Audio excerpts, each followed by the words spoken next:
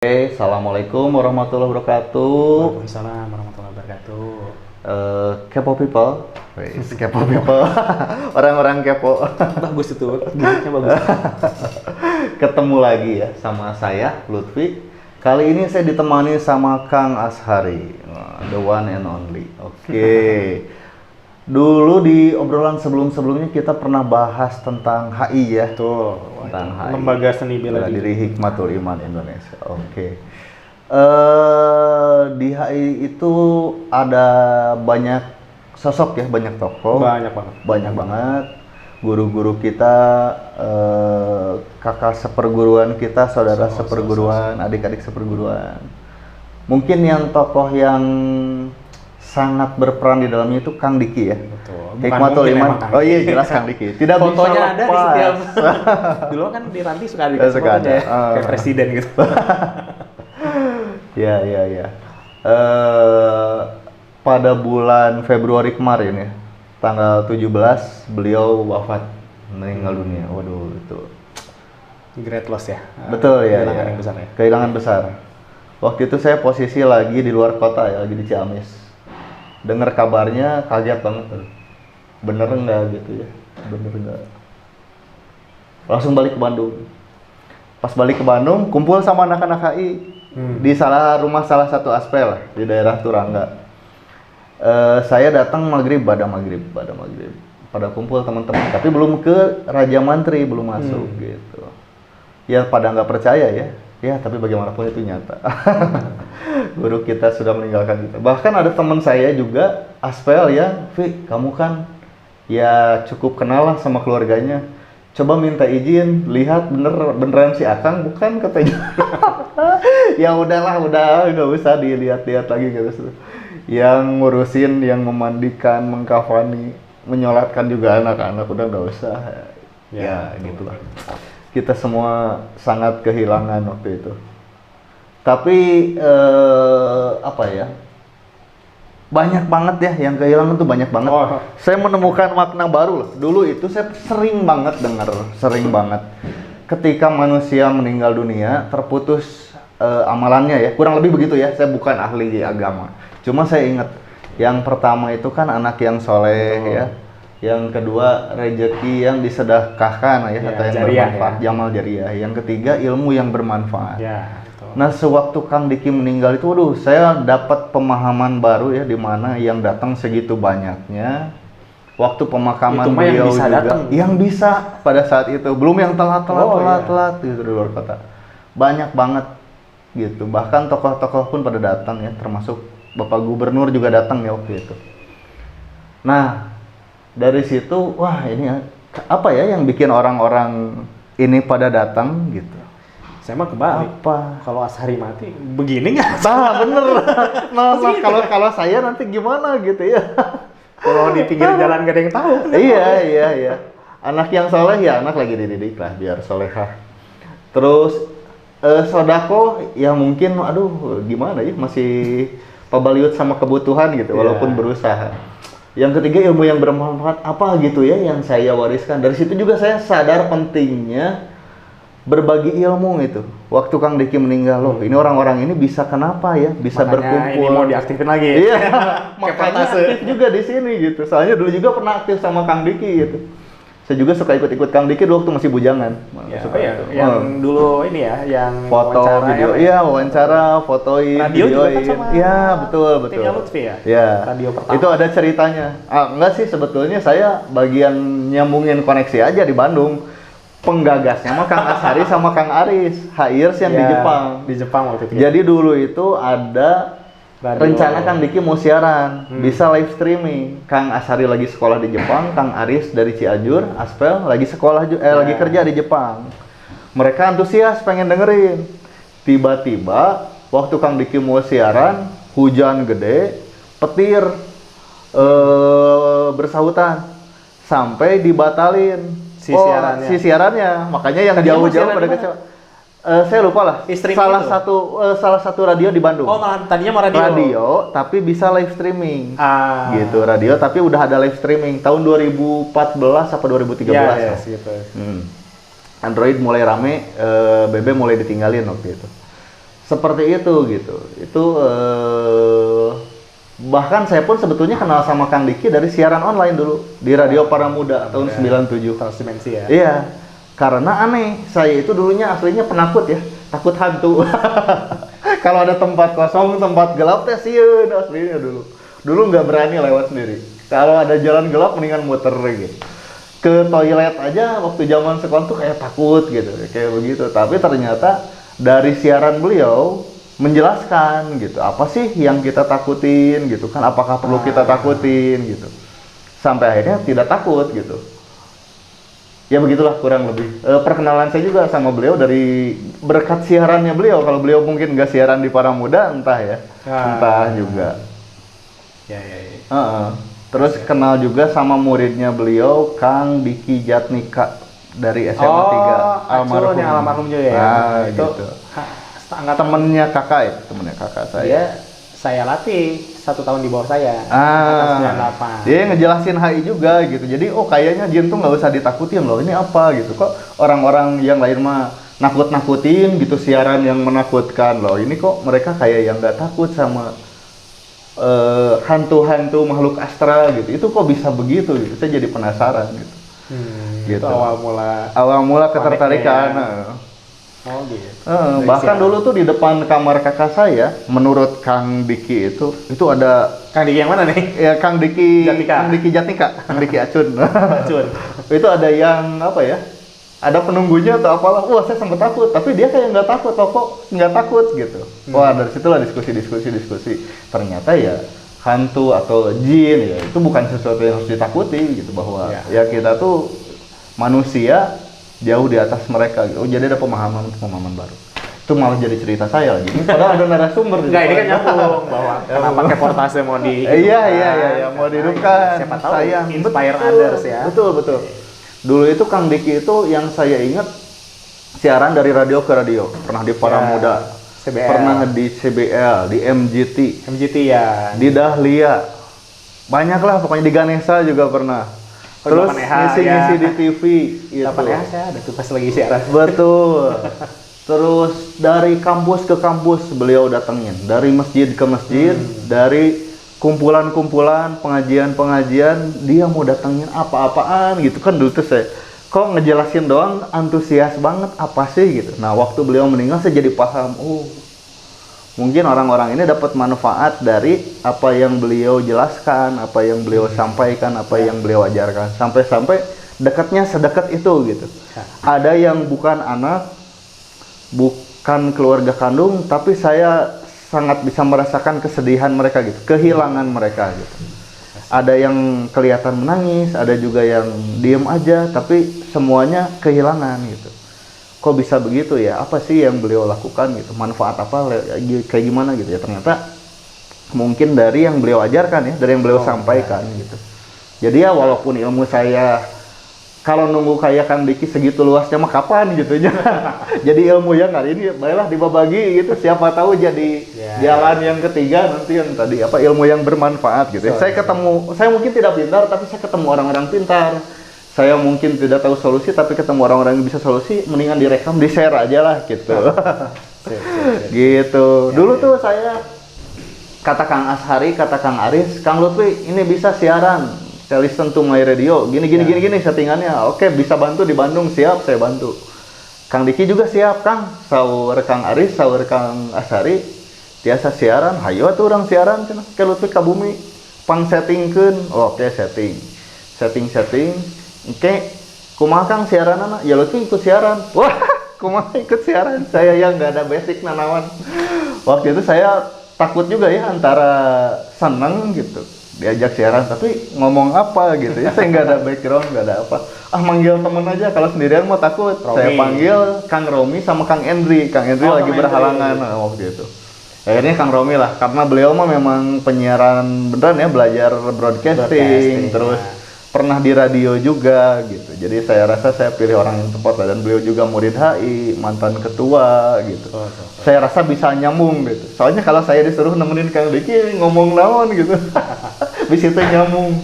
Aduh, seperti itulah kurang lebih. Jadi apa ya? Napaktilas, bukan napaktilas ya. hikmah apa sih yang bisa kita dapatkan dari Kang Diki gitu ya. Kan Kang Diki juga orang yang apa ya, suka menggali sejarah, mengambil hal-hal yang bisa dimanfaatkannya buat kita sekarang itu kurang lebih. Kalau sejarah yang beliau gali itu yang lama banget gitu kan ya, saya belum bisa sampai ke sana gitu. Menggali apa, tahu gitu, apa itu belum tahu. Paling ke orang-orang yang dekat aja lah, yang masih ada wujudnya, masih ada fisiknya gitu. Jadi sejarah yang masih baru-baru aja gitu. Ya. Bersama saya ini ada Kang Ashari.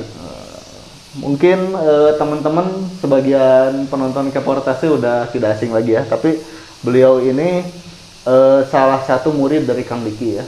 Mulai dari anggota biasa di ranting, jadi pengurus ranting, pengurus cabang, mungkin ngadain berbagai event di Kota Bandung. Cabang kayak belum ada deh. Oh, cabang belum ada ya. Langsung ke dari pusat. ranting langsung ke pusat, pengurus pusat gitu. Ya. Jadi saya rasa salah satu murid yang pas ya untuk kita ajak ngobrol-ngobrol tentang Kang Diki, hikmah-hikmah apa saja sih yang bisa kita dapatkan gitu ya. Apa aja yang Kang Diki berikan kepada kita gitu. Ini reminder aja sementara buat saya sendiri. Tapi sayang kalau cuma ngobrol berdua, cuma berakhir di ruangan ini gitu, dan saya bisa lupa, makanya direkam gitu. Biar teman-teman yang jauh pun bisa sama-sama dapat manfaatnya. Oke, Kang As, sekarang kegiatan apa nih sibuk kamu? Oke, kalau ngobrol kegiatan, kerjaan sih kita sekarang lagi introducing token kripto ya. Oke. Namanya Abi Coin, terus Abi Token. Terus saya punya perusahaan web developer bareng Pak Lutfi juga kayaknya. Jadi beliau ini ahli bikin website, teman-teman. Website, CEO digital marketing, terus kita juga lagi, kalau kerjaan sih itu dua ya, sama satu lagi yang profit maker ya. Kita intinya ngasih solusi buat tambahan penghasilan lah, dari manapun lah, yang penting semoga jalur rezekinya ada di situ. Oke. Jadi kalau kerjaan ada 3 ya sih.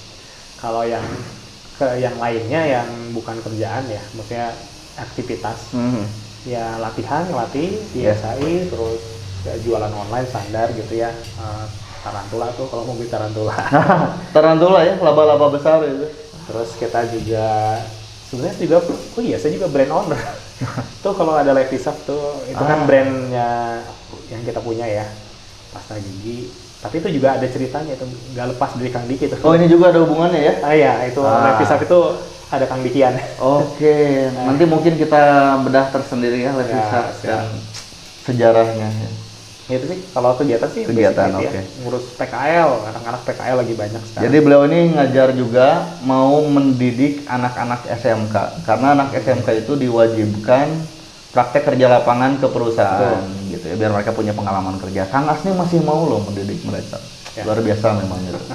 Itu juga senang mengajar tuh karena ikutan HI ya, ngelatih. Mereka kita udah ceritain di video satu lagi ya.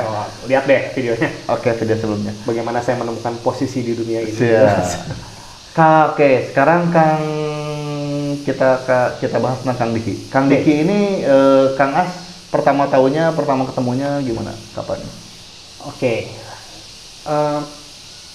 Saya pertama ketemu Kang Diki itu malah nggak tahu itu Kang Diki. Oh, waduh, ini murid yang tidak berbakti ini dia. Saya dulu. Oh, karena tahunya dulu HI-nya dulu. Karena saya ikutan HI dulu. Saya nggak kalau Kang Lutfi kan ngejarnya tahu Kang Dikinya dulu, baru ikutan HI. Kalau saya tahunya HI-nya dulu. HI-nya dulu itu pertama saya ikut tahun 94 di SMA 3. Selama 6 bulan kita latihan, nggak pernah ketemu Kang Diki. Hanya ketemu pelatih sama pelatih utama. Belum ada pelatih utama malah ya. Pelatih sama Aspel ya waktu itu. Nah, datanglah pas ujian. Waktu ujian pertama saya itu di Uninus. Ingat banget Uninus. 400 orang yang tahun? Berarti tahun 94. Tahun 94, ya. 400 orang ujian kena. 94. Atau 94 akhir atau 95 awal lah. Gitu. Karena kan kalau sekolah mulainya bulan Junian gitu ya. 6 bulan mungkin pas awal 95 kan. Jadi kita waktu itu ujian, nah setelah ujian itu suka ngumpul. Udah selesai nih ujian, semua pada ngumpul. Dan saya ingat banget, saya ada satu orang perawakannya kurus, ceking gitu, kurus gitu ya. Rambutnya keriting gitu. Saya nggak pernah lihat orang ini. Terus kalau ngafalin nama Wasdal kan Ise, Owan, Papo, Edi, Nukar itu ya. Aliman Guru gitu ya. Saya cuma tahu beberapa gitu karena ini ujian pertama saya. Oke. Ada orang kurus ngobrol di depan dengan style yakin gitu. Matiin gigi tuh gampang gini cuma diginin aja ting kata dia gitu. Kok gampang ya, sementara saya 3 kali mukul tuh Mas. Pas ujian pertama 3 kali mukul. Harewas ternyata itu Kang Diki. Jadi sangat pertemuan pertama tuh saya cuman ya mungkin jarak sekitar 5 meter lihat begitu terus nggak impressed banget gitu. Oh ini namanya guru utama saya kan gitu ya dalam konteks. Harapannya kan mungkin kayak gimana ya? Kayak di film-film kungfu, film-film silat gurunya teh kumaha gitu ya. Udah sepuh. Saya dilatih gitu. sama Kang Ato, tangannya aja segede-gede. Apa Kang Ato kan? Wah, jebret gitu. Otot. Lah ini kan kecil. Nah, udah aja nggak ketemu lagi. Nah, terus selanjutnya ketemu itu ketika saya waktu itu ke Sagittarius nomor 4 waktu itu. Jadi pengurus itu dulu punya tempat apa itu Kang?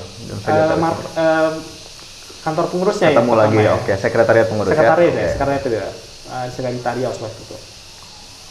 Itu juga saya lagi ngumpul sama Kang Empu sama beberapa pelatih karena saya di sana kayaknya ngajuin surat apa gitu saya lupa. Nah Kang Diki ini keluar dari pintu gitu. Awas saya lagi ngapain ini cuma gitu doang. Udah karena udah tahu ya itu Kang Diki kan gitu. Kita kan dulu hormat banget ya. Iya. Mana ada melihat muka gitu kan. Hormat banget gitu ya. Terus dia keluar. Begitu udah keluar ribut itu. Didatengin Akang berkunjung. Bukan itu. Kenapa? Ternyata si Akang itu keluar pintu terus hilang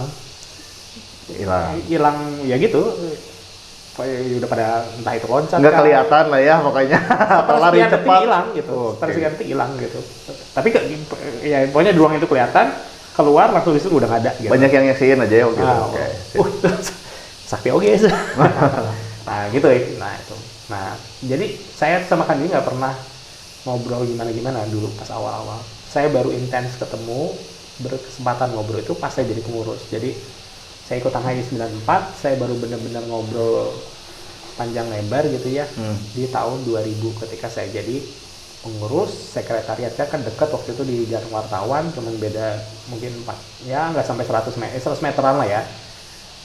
Ketemu sama Kang Diki yang ngobrol tentang sebenarnya ya tadi ya kalau saya kan introvert jadi saya kalau ngobrol ya to the point aja APC gitu ya konsultasi masalah keorganisasian karena zaman dulu jadi pengurus itu ya duka senang gitu ya dukanya 2 kali senangnya sekali. Manisnya udah setelah bertahun kemudian baru manis ya segala macam yang dulu perih-perih ya itu baru sempat ketemu ya menurut pandangan saya ya Kang Diki ya orangnya ya logis terus dia ngasih kita kesempatan untuk bereksperimen yang saya tahu banget di pengurus itu nggak ada yang namanya otoriter ya. Walaupun saya sebenarnya waktu itu pengennya rada-rada apa dong instruksi sebagai pengurus kasih gitu ya kita arahan gitu. Ayo dong gitu ya kasih kita perintah gitu. Kalau bisa A B C bet gitu kan jadi kita sangat enak jelas gitu ya. Nah itu mah Kang Diki enggak tuh enggak ngasih kayak gitu. Kalau kita ketemu juga ya pengen goes with the flow gitu. Sampai akhirnya ya bikin anggaran rumah tangga organisasi juga itu mah 95% buatan saya sendiri gitu. Dan itu proof by all gitu. Ya sedemikian ngasih kebebasan kebebasan. Sok we heula, jalan we heula gitu. Bahwa beliau jalan orang yang sangat percaya pada orang ini harus berproses. Jadi mungkin dia tahu banget dia bakal buat kesalahan, tapi nggak apa-apa. Ya, dia gini ya, kalau saya jadi pemilik yayasan atau pemilik ini melihat ada orang mau salah ya atau pemimpin perusahaan ya, punya anak buah mau salah, dicegah. Dan itu akan membuat kerugian. Pasti dicegah dong. Kalau ini mah enggak, ya udah sok. Jadi sangat memaklumi gitu. Biarin aja dia membuat kesalahan, dari kesalahan dia belajar gitu. Jadi permakluman yang sering beliau bahas itu bener ya, turunkan ego maklumi orang lain itu gitu. Bener banget, yang kerasa banget ya. Jika ketika kita bebas, bukan bebas gimana ya, karena kita juga dikasih gitu malah jadi lebih ya kita harus sesuai ya dengan Tadi kan cita-cita HI-nya apa kan gitu ya, kita arahnya ke sana kan gitu. Bikin aturan kita mandiri segala macam, sepakati, si akang tinggal oh iya udah bagus gitu. Rata-rata kayak gitu ya. Nah, hampir semua gitu. Maksudnya jarang banget nggak boleh, kecuali yang prinsipil ya. Prinsipil materi ujian kita harus ganti segala macam karena kondisi ya oke aja kan gitu ya. Itu yang poin pertama ya tadi, permaklumannya yang luar biasa. Terus kedua, dia itu orang yang mungkin lebih menghargai orangnya ya. Jadi kita tuh dihargai banget, betul berproses. Betul. Walaupun cost-nya ya, biayanya adalah dia yang nanggung gitu. Dia lebih percaya biarin orang ini berproses gitu. Itu yang oh iya, kalau saya ikutan organisasi lain nggak mungkin gitu ya. Ini yang kerasa banget. Itu sih selama poin-poin yang utama banget yang saya rasain, sampai dan konsistennya sampai terakhirnya gitu aja gitu. Cara beliau mendidik begitu ya. Dari pertama ketemu sampai terakhir ya gitu aja. Sangat ya nggak berubah aja kalau dari sisi karakter itunya. Gitu. Ya. Itu sih yang saya tahu ya. Iya. Tuh, kalau dari keilmuan segala macam ya itu mah udah mumpuni ya dalam konteks ya. Udah lihat dengan mata kepala sendiri gitu ketok lah ya. Kang As pernah latihan bareng ya, TC gitu. Lihat beliau mencontohkan jurus sparring. Gitu, ya segini, seorang guru utama mau gitu sparring sama aspel level berapa gitu. Kan mungkin kalau guru utama ngasih contoh harusnya sama Wasdal atau apa ya. Betul. Pas di Banjaran itu ada Munas tahun 2008 ya. Dia mau sparring sama saya gitu di depan gitu di kuriling. Mempersilahkan semua, sok siapa maju satu orang, semuanya berpandangan. Wah, taruh sama guru utama. Cuma dari sana ini udah saya maju. Kapan lagi belajar dari guru utama langsung? Selama ini kan kita belajar dari pelatih. Saya waktu itu ini kenapa sih gak ada yang mau, bego banget. Dalam hati saya gitu, udah banget ini guru kesempatan utama, gitu ya, kapan lagi beliau ngeluangin waktu mau ngajarin. Dipukul sama guru utama gak bangga pelajaran. Bangga lah. Ya udah maju waktu itu. Mau dibully biarin aja, yang penting saya dapat pelajaran ya. Oke. Itu sih kalau dari ya banyak sih dari keseharian ya sebetulnya ya. Kalau dari karena kebetulan angkatan dasar 5, dasar 6 saya itu nggak pernah berlatih langsung sama Kang Diki intensif ya. Kecuali TC ya, kalau TC kan gitu. Tapi kayak angkatan Wasdal atau pelatih yang benar-benar digembleng sama ya, beliau ya. Saya nggak pernah. Angkatan saya kayaknya angkatan pertama yang nggak begitu gitu. Jadi putus di situ ya. Jadi kepribadian yang mungkin ya kalau dengar para pelatih ngobrol kan sedemikian dekatnya ya. Ya kita sih nggak seperti ya mungkin karena yang nggak sempet latihan intensif kayak gitu ya nggak sedekat itu sih. Kita tahunya sebatas guru utama, sebatas organisasi, dan ya tadi semua. Kalau tadi kan Lutfi cerita banyak orang menghormati, emang itu terasa banget. Terasa banget ya. Bahkan murid yang entah tahun berapa, yang saya baru masuk beliau udah melatih ada gitu di situ. Ini kan bukan di Bandung, ini dari mana? Ada yang dari mana gitu. Ternyata pas ngobrol dari luar kota, ada gitu. Dari kapan Kang? Dari malam, dari subuh. Dari luar pulau juga bahkan ada yang datang gitu. Ya, saya itu sampai terakhir kalau ngobrol sama Kang Diki itu sungkan. Oke, Kepo People, kita kembali lagi ya. Ngobrol, sharing-sharing pelajaran apa sih yang didapat dari Kang Diki gitu ya. Mangga Kang As. Saya mau nambahin satu lagi ya. Oke. Tadi kan kesan tentang Kang Diki ya. Iya, kalau yang saya mau tambahin adalah beliau itu bagi saya orang yang punya apa ya? Yang bagi saya pribadi saya sangat hormati. Gitu ya. Jadi ada teman-teman yang mungkin ngerasa Kang Diki itu sebagai apa bapak atau apa. Bagi saya pribadi kalau saya mau jujur, saya menganggap Kang Diki itu forever teacher aja gitu. Guru. Jadi kalau saya itu misalkan ya dipanggil sama Kang Diki ngobrol apa mau ada ya kalau nggak penting-penting amat itu nggak akan datang gitu. Karena saya sangat sungkan sebetulnya. sungkan dalam konteks gimana ya, kalau kayak kita dipanggil presiden gitu ya. Oke. Kan gimana gitu sungkannya sungkan gitu ya, bukan sungkan nggak mau ketemu. Guru tertinggi lah ya. Kalau di kampus ibaratnya panggil rektor Iya. kali ya mungkin. Saya tuh siapa sih sampai jadi memang kayak ngambil jarak itu karena menghormati, sangat sungkan. menghormati gitu ya. Jadi kalau nggak penting-penting amat tadi nggak datang, terus kalaupun tapi sebaliknya kalau beliau panggil ya pasti datang gitu ya, pasti datang ya sampai kapanpun gitu ya. Jadi sampai saat ini juga kalau ditanya Kang As manggil Kang Diki apa ya, tetap Kang Diki gitu ya, karena ya nggak mbab gitu ya. Betul. Saya juga sama. Ada kesungkanan seperti itu. Kalau mbab itu yang saya tahu dulunya ya awal banget itu kan putra putri beliau. Karena manggilnya bapak jadi mbab. Ya, saya sendiri terlalu sungkan untuk manggil mbak, walaupun belakangan beliau pengennya kayaknya dipanggil mbak, ya udahlah. Iya, belakangan. Nah. Terus kan kalau dulu akang nyebutnya mengakangkan gitu ya. Dulu itu juga kan ini ya kalau ketemu tuh saya nggak pernah salaman. Nggak pernah salaman. Sungkan. Dari jauh gitu ya. Jadi waktu sekali-kalinya salaman, Kang Dikinya sendiri, loh tumben kamu salaman, berarti dihafal loh, saya nggak pernah. Tara. Ya gitu lah ya. Jadi kalau yang lain kan gimana gitu ya, saya tuh orangnya nggak gitu nyamperin. gitu. Tapi basically ya saya sangat menghormati ya, mungkin salam dari jauh segala macam. Jadi saya nggak pernah salaman dulu. Sekalinya salaman gitu. Pengalaman yang juga saya akan ingat banget pas lagi Milan yang tarung di gor itu loh, gor mana ya? Pajajaran ya. Itu kan sekali-kalinya saya balikin, enggak ya, terlomba juang itu. Saya balikin sabuk itu. Jadi kan waktu itu ceritanya saya ingat banget itu. Kami baru ujian ke dasar 6 ya. Karena kalau dasar 4 ke 5 saya ngerasa layak. Di STKS. Ya, ujian 5 ke 6 saya nggak ngerasa layak. Karena saya tahu saya performa buruk sekali. Dan saya tahu banget kenapa buruk, gara-gara saya sombong. Jadi waktu itu materi itu udah saya latih semua, kami latih semua. Jadi saya grup rank-rankan yang ITB, SMA 3 ini ngelatihnya serius. Dan kita pas latihan mantep gitu ya.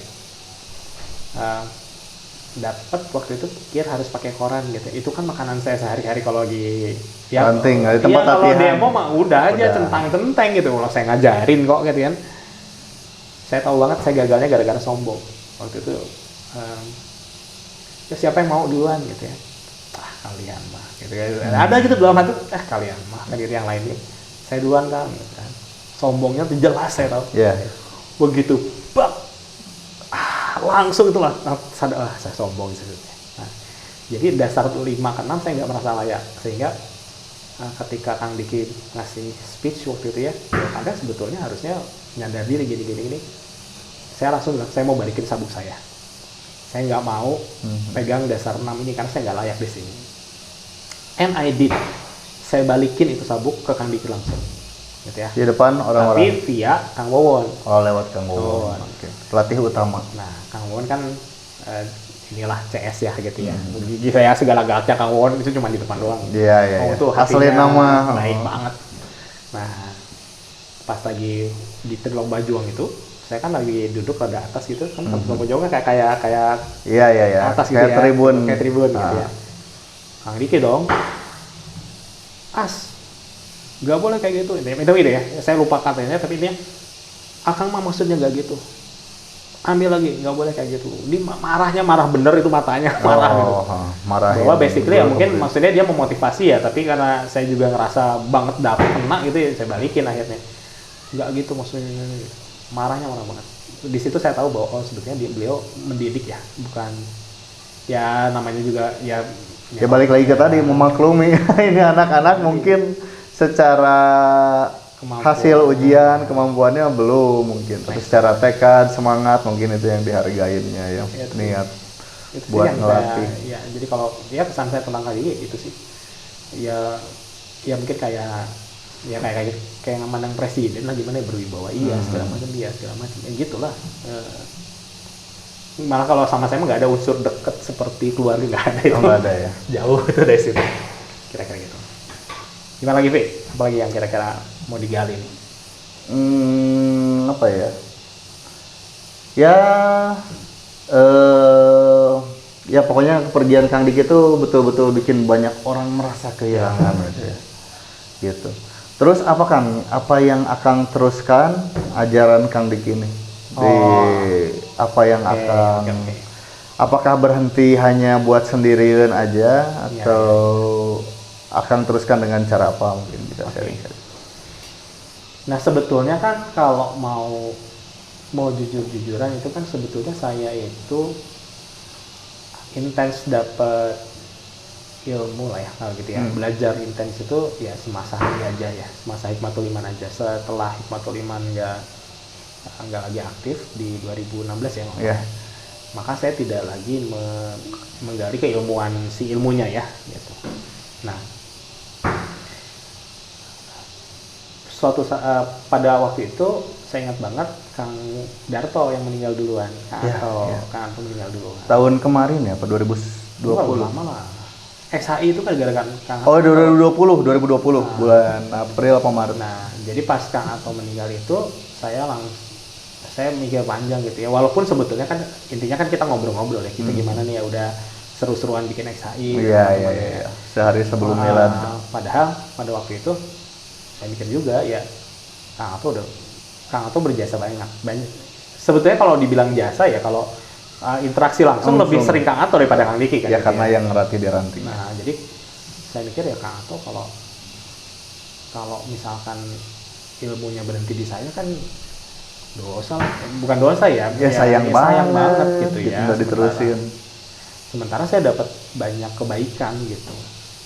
Sehingga waktu itu akhirnya saya putusin dan alhamdulillah sampai sekarang masih konsisten latihan di XAI itu. Kita ya sebar apa yang kita bisa.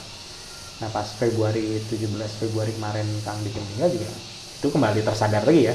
Mungkin nggak kaget banget ya karena dalam konteks Kang Darto udah ada gitu skala kecilnya gitu ya. Di sini ya disitulah saya pikir saya nggak bisa bilang buat yang lain ya.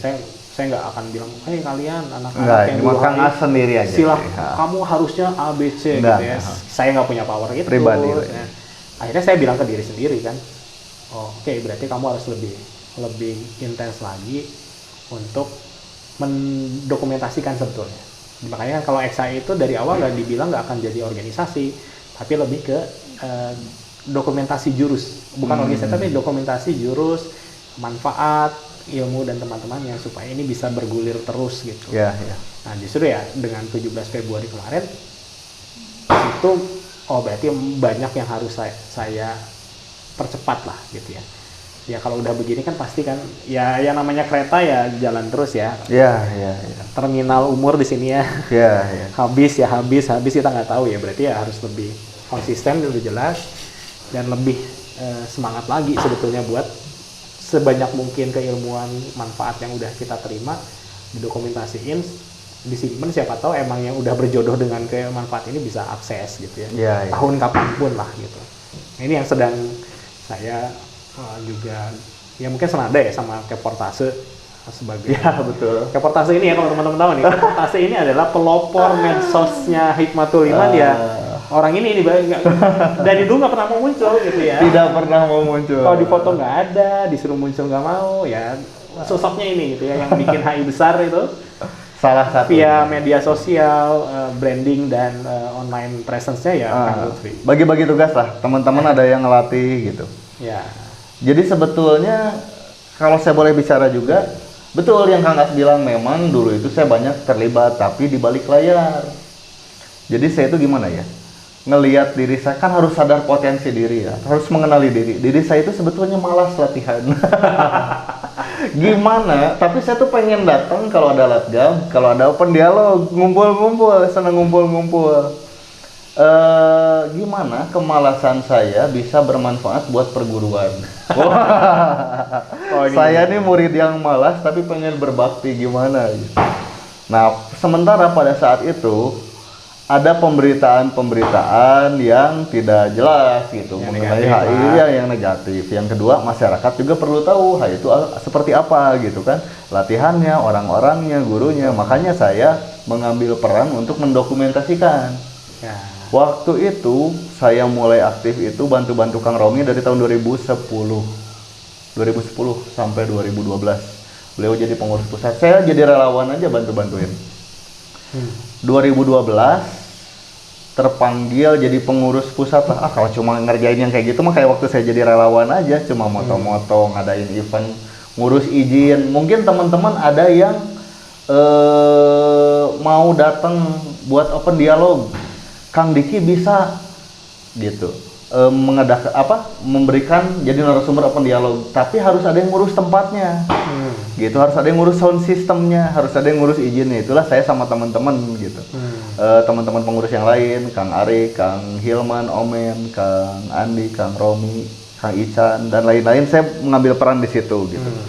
Kalau open dialognya saya kemana we gitu, latihannya kemana we, foto, tapi fotonya biar bermanfaat, upload di medsos. Jadi teman-teman yang jauh, yang di mana bisa dapat update, dapat update itu. Zaman-zaman memang awal-awal banget media sosial. Ya. Betul. Dulu zaman BB, selanjutnya mulai Multiply zaman dulu. Iya. Multiply kan 2004. Iya, Friendster. 2014 lah. 2012, sekitar 2012 saya tuh ngadain pelatihan jurnalistik. Tahu di HI itu ada potensi. Ada loh orang-orang yang kerjanya bikin liputan, bikin company profile, ada jagoan nulis, jagoan copywriting, jagoan bikin konten zaman dulu tuh. Tapi mereka nggak punya akses ke anggota. Jadi saya fasilitasin, ayo saya adain pelatihan sama pengurus pusat gitu. Di Uninus atau di Padepokan, tinggal datang aja gitu. Mereka mau berbagi ilmu gratis, para narasumber ini juga mau gitu. Waktu itu Kang Wilman sempat manggil teman-temannya penyiar dari RRI, fotografer dari salah satu surat kabar lah di Jalan Kiara Condong, Radar Bandung kalau nggak salah, Radar Bandung. Beneran itu wartawan beneran diajarin gitu. Beliau wartawan. Jadi punya akses. Wah ini saya senang banget gitu. Jadi bisa berbagi pengetahuan. Saya tahu di HI ada yang jago astronomi. Wah itu sering banget diliput di TV, termasuk kalau ada pengamatan hilal, Kang Agus Trigaono, terus ada Kang Ferry.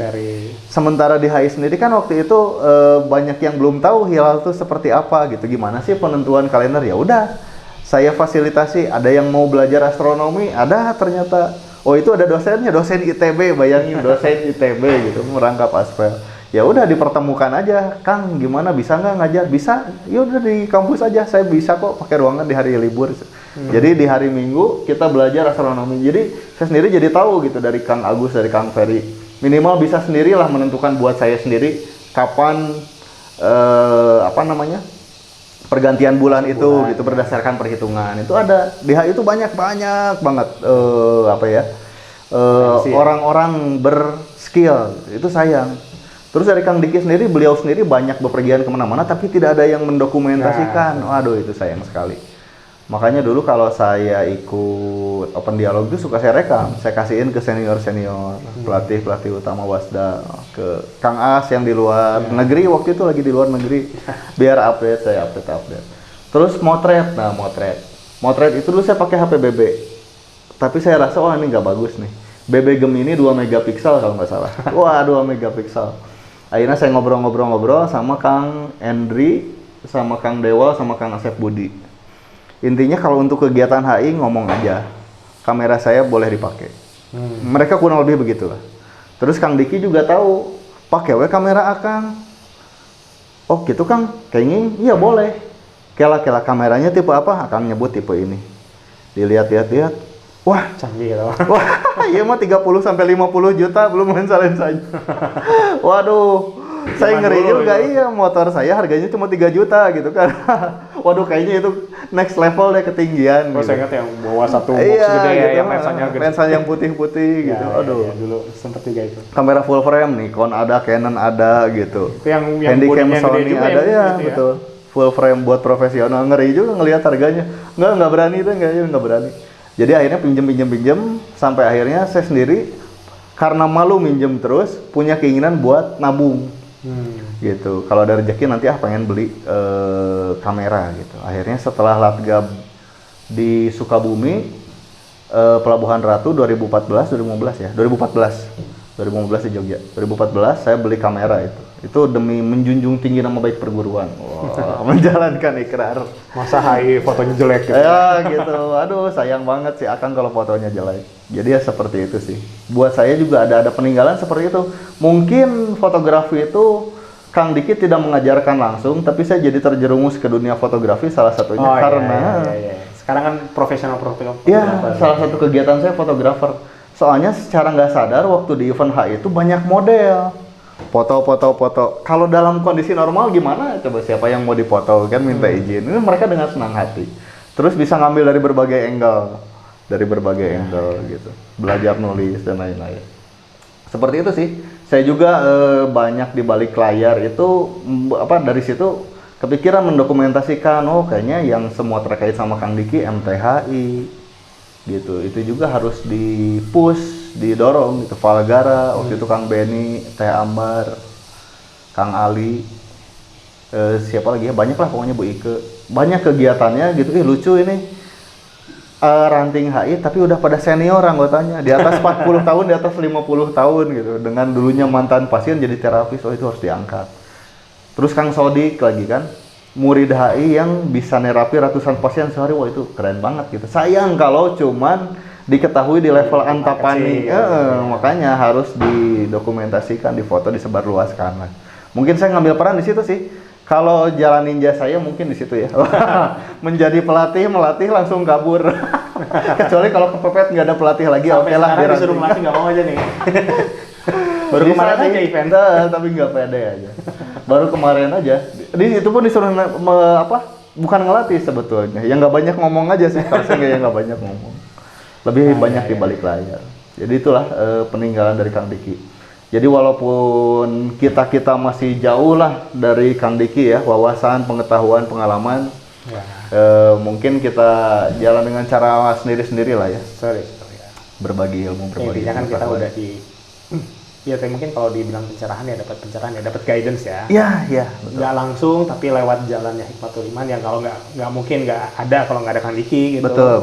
Kita dapat ya punya tahulah posisi kita seperti apa. Betul. Nah, harapannya ya via cerita-cerita yang kita sampaikan, informasi kita sampaikan ya orang-orang juga ada yang akhirnya kebuka juga nih, siapa tahu ya menemukan juga posisinya sebenarnya apa kan gitu ya. Betul. Skill banyak tapi kadang-kadang nggak semuanya itu emang yang kita harusnya di situ gitu ya. Betul. Ya kayak gitulah. Ya kalau mau apa aja sebenarnya kita bisa ya. Ya saya nemuin ngelatih, saya nemuin bahwa saya lebih ke IT-nya gitu ya. Ngulik teknik latihan gitu. Ya gitu. Oke. Ya. Seperti itu teman-teman. Oke, semoga obrolan kita ini bermanfaat ya. Jadi intinya buat teman-teman yang merasa kehilangan Kang Diki, oke betul kita memang kehilangan, tapi jangan lupakan juga amanat dari Kang Diki itu berupa keilmuan gitu ya, biar bermanfaat, dimanfaatkan oleh diri kita juga oleh bermanfaat buat orang di sekitar kita ya, buat orang lain, buat masyarakat pada umumnya lah ya. Aku ingat satu hal lagi tentang Kang Diki, baru ingat. Dulu tuh saya kesel banget kalau nanya ini dan sampai akhirnya nggak nanya gitu ya. Ingat nggak kalau dulu dibilang, Kang gimana caranya biar bisa gini. Jawabannya apa? Latihan. Latihan. Oh itu dulu segala macam jawaban latihan. Dulu mah ya tadi saya apa sih aku mah kan gitu ya. Atau yang lain ngetawain hahaha. Iya kan gitu ya. Pada umumnya. Iya kan. Justru ya baru ketahuan sekarang ini. Oke. Dulu ketika dibilang suruh latihan, saya tuh dalamnya yang gimana latihannya gitu ya. Kan, udah gitu. Saya kan segitu kan. Tapi kumaha gitu. Yang baru kesini baru ketahuan. Oh berarti kamu harus nemuin cara latihan kamu gitu. Jadi bukan si Akang tuh gini ya, nyuruh latihan. Mungkin dikasih ya bentuk latihan kayak gini. Kamu suruh latih gitu ya. Tapi sebenarnya ada di baliknya gitu. Bahwa buat kesehatan kamu harus gimana sendiri. Gitu. Nah ini yang mungkin yang sekarang ya mungkin setelah 2 tahun intensifnya 2 tahun sih. Ya itu ternyata memang kalimat latihan itu dalam gitu. Katanya cuma segitu. Cuman dalam intinya ya kita harus benar-benar ngerti diri sendiri. Materi A ini belum tentu lo cocok buat kamu. Supaya cocok kamu harus di mana kan gitu. Poin dari latihan A ini apa yang harus kamu breakdown. Makanya saya ngambil posisi oke, saya tukang breakdownin ini. Saya coba segala macam baru nyuapin lah gitu ya. Nyuapin ke anak TK gitu ya. Ini lo gini. kamu tumbuh besar jadi SD udah bisa baca sok geus maneh gitu. Jadi harusnya sih semoga ya lewat jalannya latihan yang video based di SAI, di mana tujuannya orang-orang silahkan langsung, ini udah sangat mudah untuk dilatih, kamu nggak akan bingung ya. Bayangin zaman dulu ya, jurus Anies segitu panjang, jurus Putri segitu panjang gitu, jurus Bumi. Toya. Kan jadinya gitu-gitu aja kan, berarti sebetulnya ada yang kurang kan sebetulnya. Ya ini ya breakdownnya ini yang saya siapin mas. Gimana sih biar bisa seperti itu? Supaya kan saya sangat yakin yang dikasih itu barang bagus, barang berharga. Betul. Bahwa kita belum bisa membuat itu, kita belum tahu nilainya, performanya gitu. terbaik ya. Apa yang harus diperbaiki kan gitu. Bukan berarti barangnya jelek gitu, karena bukan hipotesa ya. Postulat awalnya ini barang bagus gitu, udah faktanya ini barang bagus. Bahwa kamu belum bisa ya kamu berarti harus cari tahu gimana supaya bisa kan gitu. Jadi latihan itu ya menurut saya sih legacy paling sering diomongin dan paling banyak orang bersaksi ya, kalau dibilang bersaksi bahwa Kang Diki bilangnya latihan gitu. Iya. Nggak akan ada yang kebantah gitu itu mah. Ibarat apa betul nggak ya analoginya seperti ini? Beliau ngasih satu kotak sekoper, ini alat-alat. Makanya gimana Kang? Ya praktek. Cara muter obeng segimana kencangnya itu kan nggak bisa. Ada hal yang tidak bisa. Mau baca manualnya juga tetap beliau nggak bisa. Harus kita ngerasain, segini, ngencengin bautnya segimana gitu, harus segini. Dan gitu. itu nggak akan bisa gini. Dan itu nggak akan bisa dipelajari lewat teori, nggak akan bisa dipelajari lewat diskusi doang. You have to do it gitu. Harus dilakukan. Kamu harus salah, harus tahu ngatasi kesulitan-kesulitan, baru kamu bisa nguasain itu gitu. Nah ini yang menurut saya sih dibalik perintah-perintah yang beratus-ratus kali saya dengar itu. Maksudnya kayaknya latihan. Nah sayangnya kata saya sih ya, ini yang justru yang banyak dilupain orang gitu ya, karena mungkin naluri manusia yang kepo gitu ya, yang ingin tahu pengen update, apalagi sih yang baru, ada lagi nggak cara lebih singkat? Ya, ketika ada hal baru kan kepo yang males. Gini, misalkan ada satu hal, terus ada yang baru, ini kan jadi halaman. Secara natural mungkin halaman itu nggak terlalu punya daya tarik ya. Jadi banyak yang mungkin menurut saya pribadi ya, ini personal banget, subjektif banget ya. Pendapat sorry kalau ini beda pendapat nggak apa-apa. Beda pendapat atau menyinggung. Menurut saya Kang Diki itu saking banyak ilmunya dan spektrumnya luas ya. Kang Diki itu kan nggak cuma tentang energi aja. Beda ya kalau dia tuh full tentang energi pasti dalam gitu ya. Mungkin dia punya banyak waktu untuk jelasin itu sampai dalam gitu ya. Tapi kan beliau ini spektrumnya luas. Betul. Dari peradaban, cakupannya luas. Dari teknologi. Kita nanya apa aja bisa kan gitu ya. Iya. Nanya apa aja beliau punya jawabannya. Nah, karena spektrumnya luas ini ya, mungkin ya tadi dia ngasih QQQ ini gitu ya. Nah, sayangnya adalah banyak saya lihat ya orang-orang itu karena overwhelm itu apa bahasa Indonesianya? Terkesima dengan segitu banyak informasi barunya sehingga akhirnya nggak ada yang kepegang gitu. Nah, mungkin saran saya sih ya tenangkan dulu, terus kamu cari tahu sebetulnya yang tugasmu tuh apa gitu. Misalkan emang saya bagian teknologi gitu ya, ya mungkin ya itu. Karena beda-beda. Dulu saya kan senang banget pertanian ya. Kang Diki itu waktu itu. Dia Kang Kang Diki pernah ngasih rumus di Uninus. Ini cara bikin pupuk. Langsung ditindaklanjuti. Tahun 2007 kalau nggak salah. Tim pertama yang bikin itu. Jadi Pertala, salah satu tim yang awal-awal lah pokoknya dulu. Yang ngasih nama Pertala tuh Suryadi. Pertanian alami, Kang Suryadi. Sama dengan nama. Nah, jadi waktu itu kan Kang Diki, saya tuh suka banget pertanian ya. Sampai sekarang aku seneng nanam gitu ya. Kang Diki waktu itu ngasih harus bahan-bahannya ini gitu ya. Saya tungguin itu sekitar seminggu. Kok nggak ada tindak lanjutnya? Kalau gini mah ya nggak akan jadi apa-apa, kata saya. Cuman jadi ini. Kebetulan saya suka, saya kumpulin teman-teman yang emang suka. Ada Teh Yati, Asep di Jatiroke, segala macam, Suryadi gitu yang emang praktisi. Yang sampai sekarang kan Kayaknya yang panggilan hatinya ke pertanian banget ya, Iya, praktis Yati sih. sama Kang Suryadi. Itu mah udah terbukti lah bahwa mereka Emang konsisten ilmu bertahun-tahun pertaniannya itu dipraktekkan dapet lah gitu ya. bidangnya. Nah, dulu saya sempat sampai kita modal segala, Iya, bikin pupuk pokoknya tahun-tahun. bertahun-tahun dari yang namanya rumus, cuman Demplon. rumus kayak gitu ya, kayak kita kayak punya resep ya, dikembangin berkali-kali sampai diskusi, masuk mulai jadi kersen, tambah terus jadi Kelapa. pakai air kelapa, kecoa. Kita baru tahu ternyata bikin pertama itu 6 bulan itu belum jadi, harus gimana jadinya dalam 3 bulan. Sampai akhirnya formulanya berkembang terus. Jadi si formula awal itu sudah diimprove terus gitu. Udah beda sama yang Kang Diki sampaikan di awal. Ya, dan itu yang proses itu. sesuai juga. Jadi maksudnya gini, Kang Diki itu kayaknya suka ngasih pancingan nih, celeng. Dia bakal ngeliat siapa yang follow up gitu.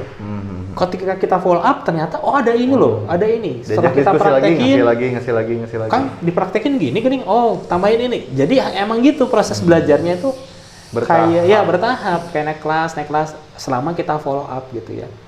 Nah jadi ya tadi Kang Diki spektrumnya banyak, kita mau nanya apa aja juga bisa. Tinggal kita gimana kita memfollow up-nya. Di satu sisi juga kita harus compare sama si eksperimen di lapangan ya kan gitu ya. Jadi theoretically seperti ini, di lapangan seperti ini, apa yang salah gitu ya? Apa yang harus diperbaiki? Nah itu tuh yang penting-pentingnya di situ. Sehingga nanti akhirnya secara praktek bisa ya. Contoh nih bikin si Levisap. Ya betul, Levisap ini Ini juga ya. namanya dari Kang Diki. Ya. Dulu Kang Diki pernah bicara tentang apa ya? Fluoride, Ya black pasta gigi. fluoride. Iya, yang pasta gigi yang mengandung fluoride. Oh benar. Mungkin Kang As mikir ya, gimana solusinya ada pasta gigi Ya. tapi nggak ada fluoride-nya. Jadi kan dulu Jadi ini nih. jarang Levisap, tuh yang daun non sirih. fluoride kan. Sampai sekarang juga masih jarang non fluoride karena fluoride. Lebih banyaknya berfluoride. Nah, waktu beberapa kali open dialog tuh Kang Diki ngobrolnya bahaya. Harus ada Tapi solusi nggak nih, ada harus solusinya alternatif. kan gitu. Saat itu Gimana? belum ada. Akhirnya kebetulan juga teman seangkatan di HI juga namanya Kang Pulka ya, sobatan gitu ya. Akhirnya kita diskusi segala macam. Bisa nggak kita bikin begini? Oh bisa Kang, bisa As gini. Modalnya perlu berapa? Sekian puluh Iya, juta iya. gitu ya. Lamanya ngumpulin modal gitu ya, sampai minjem ke segala macam. Akhirnya kita cetuskan. Oke. Nah proses bikinnya 2014. ini Mulai lama juga si formulanya, karena Kang Diki cuma bilang kalau Iya, pertama dulu ya, pernah saya bawa ke tempat praktek. cuman satu kertas kecil, Nah, dia pengennya gini, pakai sirih, non fluoride udah jelas ya, pakai sirih, tulisan cuman gitu, cuman pakai sirih, gantinya fluoride. Nah gimana kan gitu ya? Untungnya kita punya teman-teman yang tadi ya, kalau Yang paham. skillnya banyak gitu Iya, ya. Akhirnya kita diskusi gimana, apakah kita mau bikin yang kayak versi pakai karbonat ya, yang kayak putih yang Iya. pasta gitu, Kayak krim. atau yang mau gel, Iya. atau yang tadinya bahkan mau cair gitu ya. Tempatnya kita bikinin kayak piramid. Wah, dulu kan brainstorming macam-macam ya. Akhirnya kita pilih, nggak bisa. Kita putusin kalau kita mau pasta gigi buat komunitas, kualitasnya harus bagus, harus yang terbaik, kemasan juga harus bagus. Jadi waktu itu kita benchmarknya pasta gigi yang gel sama yang biasa lebih keren mana? Lebih keren gel loh, gitu ya.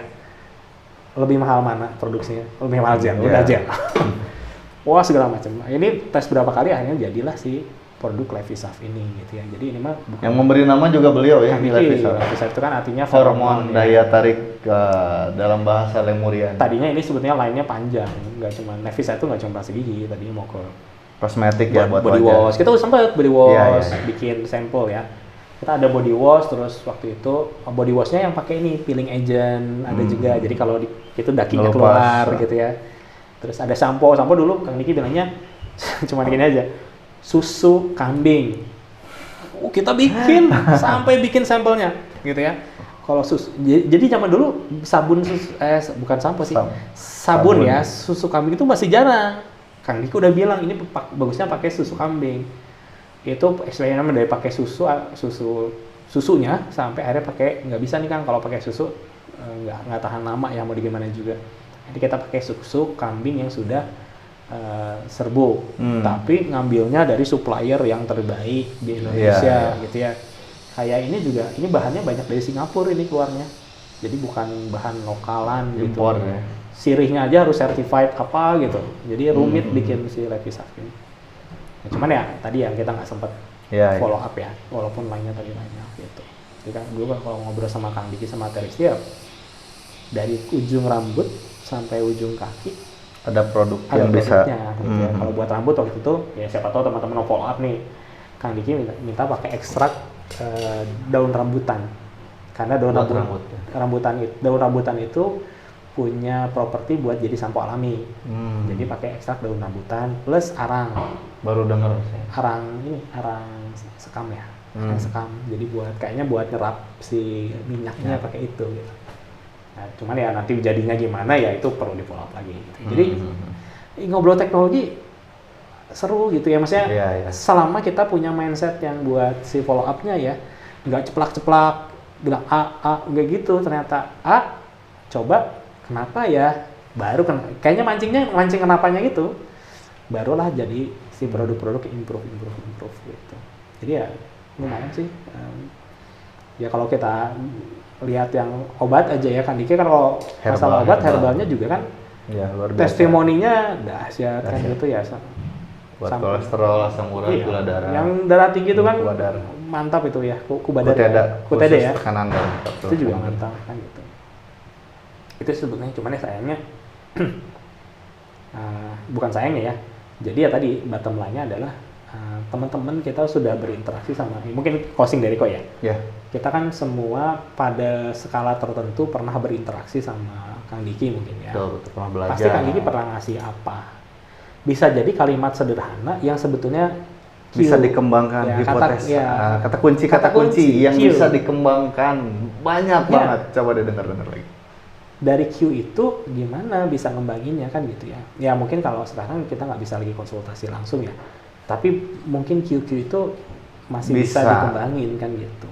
Ya toh dari secari kertas waktu itu ya yang tentang pupuk ya kita alhamdulillah sekarang masih ada, masih kepake gitu ya. Udah 15 tahun berarti? Ya. Kalau dari 2007 dulu sekarang mulai keluar dua varian kan, kalau kita ngobrol ke Teh Yati ya, Teh Yati yang di Cimahi Utara. Iya, Teh Yati. Bisa dihubungi di Teh produksinya banyak. Ya, udah yang untuk palawija sama yang bunga kan gitu ya. Lebih spesifik lagi ya, sesuai kebutuhannya. Cerita pupuk yang bunga itu juga lucu. Pupuk bunga itu awalnya dianggap produk gagal sama kita. Kenapa? Karena kok dikasih, ini pupuk udah lama. Jadi pupuk generasi 1, generasi 2. Jadi kan makin lama beda ya. Pupuk baru dengan pupuk lama tuh beda. Entah kenapa beda lah. Mungkin prosesnya udah berkali-kali atau gimana. Dicoba palawija nggak bagus. Akhirnya sama Kang Asep dibuang 1 tong, udahlah saya borin aja satu tong karena dianggapnya udah gagal, ini nggak bisa lagi kayak gitu. Berarti palawija harus fresh, pupuk yang baru, yang usianya kurang dari 2 tahun. Yang ini udah 5 tahun, udah apa gitu ya. Ternyata dicoba, ada yang nyoba ke bunga, bagus banget dong ke bunga anggrek, ke bunga ini. Baru di sana aduh hanjakal nggak dibuang 1 tong 100 liter gitu ya. Nah itu ternyata hal-hal yang gitu kan ketemunya belum sempat dijabarkan sama Kang Diki, tapi bisa kita kayak ngadu pupuk, kenapa sih harus berlawanan arah jarum jam, harus tenang, nggak boleh. Dulu kan saya mikirnya industrialisasi, bikin mixer gede kan gitu ya, ini nggak boleh. Ternyata energi dari orangnya juga bisa ada pengaruh gitu ya hal-hal gitu kan belum terlalu diulik sama kami ya. Dan beliau juga belum menjelaskan detail, baru kalau udah kita praktek ngobrol barulah ternyata ngadu pupuk itu kan nggak gampang. Jangan kira pupuk cair itu pupuk cair itu padat sampai dia hancur seiring waktu oleh bakteri sehingga dia jadi cair baru bisa disaring. Ngaduk yang pertamanya tuh tenaganya luar biasa, bisa 2 orang buat begitunya aja gitu. Nah, yang hal gitu yang mungkin berproses ya. Jadi ya Kang Diki ya orang yang menghargai proses banget lah. Betul. Bukan orang yang nih detail SOP A sampai Z kamu lakukan ini gini QC setiap ini jadi harus gini, enggak gitu. Kalau ngasih ke kita sih justru kitanya harus ngulik ya mungkin itu juga ya, makanya mungkin angin 1 air 1 ya itu juga ulikan. Ulikan itu mah bukan bukan barang jadi, itu mah kamu harus ulik gitu. Ya, itu kesimpulan closing statement dari aku sih. Jadi orangnya ya seperti itu ya. Penuh teka-teki ya. Penuh teka-teki. Tapi nggak kelihatan kayak teka-teki ya. Misalnya kalau kasih riddle jelas riddle mah jelas gitu ya. Kita harus gini. Ini mah nggak selewat gitu. Selewat. Gitu ya, nggak masuk. Di momen bukan lagi serius ngomongnya juga. Saya pikir semua orang punya momen-momen itu sama Kang Diki ya. Ngasih cue tapi nggak ini gitu ya. Gitu ya. Siapa yang mengira Kang Diki meninggal? Tapi kan kalau di track back Kang Diki udah ngasih tahu berapa kali bahwa ini udah saatnya gitu ya, mungkin nggak lama lagi. Iya, bahkan beliau juga sekitar seminggu sebelum wafatnya mengumpulkan murid-muridnya lewat Zoom ya, transfer lewat online, ngasih amanah. Karena siapa yang ngerasa itu perpisahan? Kan nggak ada kan? Tapi mungkin baliknya ya sebetulnya kan mau ngasih juga ya, kita kan nggak tahu ya hatinya gimana kan gitu. Iya. Dia udah disiapin juga mungkin secara, tapi nggak mau ngasih tahu. Mungkin kalau mau ngasih tahu, Jetre mungkin heboh kali ya. Iya. Gitu ya, gitulah. Menariknya sosok Kang Diki di mata saya yang forever tetap guru yang saya hormati, yang nggak akan pernah bisa saya panggil Mbak sih. Kade aja Kang Diki. Karena posisikannya guru ya. Iya betul. Oke, sip. Demikian ya teman-teman obrolan kita mengambil hikmah dari seorang sosok yang sangat kita hormati, yaitu Kang Diki Zainal Arifin ya.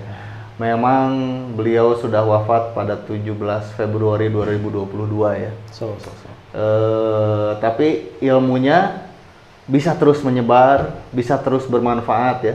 Silahkan itu dimanfaatkan buat kebaikan diri kita sendiri, buat orang lain, buat masyarakat juga. Mudah-mudahan mengalir juga ke beliau ya. Amin. Oke, Kepo People, sekian ngobrol-ngobrol kali ini, nggak kerasa ya, mungkin sekitar 1 jam hampir lah. Mudah-mudahan ada manfaatnya, mudah-mudahan Kepo People semua sehat, sejahtera, bahagia, dan tunggu video kami berikutnya. Terima kasih. Wassalamualaikum warahmatullahi wabarakatuh. Waalaikumsalam warahmatullahi wabarakatuh. Atau gini ya gini. Betul. Jangan lupa like, comment, share, dan subscribe. Oke, nanti link kalau mau belajar online sama Kang As ada di bawah di deskripsi. Oke. Terima kasih.